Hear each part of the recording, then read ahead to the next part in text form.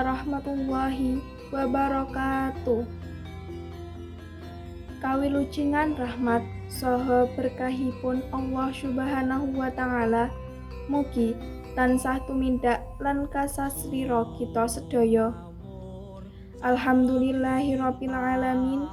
Asyhadu alla ilaha illallah wa asyhadu anna Muhammadar Rasulullah.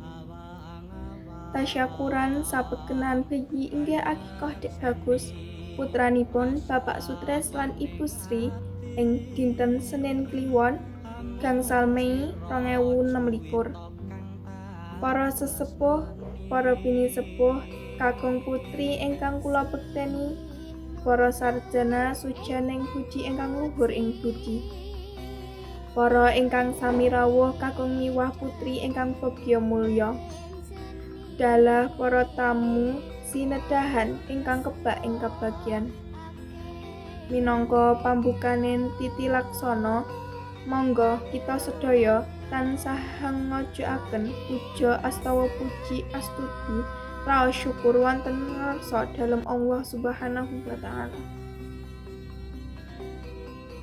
Dene ing wekdal siang menika kita tansah pinaringan kesarasan kegiatan sami saged rawuh wonten ing dalemipun Bapak Sutres lan Ibu Sri ingkang ing wekdal menika ngawontenaken tasyakuran sapekenan inggih akikohan putranipun anak bagus jagat pinilih ingkang sampun lahir kanthi wilujeng ngedungkap 7 dinten ing kalenggahan menika. Sholawat saha salam kita aturaken wonten ngarsanipun Nabi Agung Muhammad sallallahu alaihi wasallam minangka rahmatan lil alamin. Para keluarga, para sahabatipun, lan para pandherekipun ingkang tansah setya bekti dumungi pungkasaning jaman. Para tamu sinedahan ingkang winantu ing kakurmatan, kula aulia ingkang kasraya minangka pambiwara ing wekdal menika badhe ngaturaken munggah urut-urutaning lampah adicara tasyakuran akikah ingkang saged prasaja ing dalu menika. Inggih menika adicara sepisan pambuka. Kaping kalih maos ayat-ayat suci Al-Qur'an. Kaping 3 ngaturaken pambagya harja.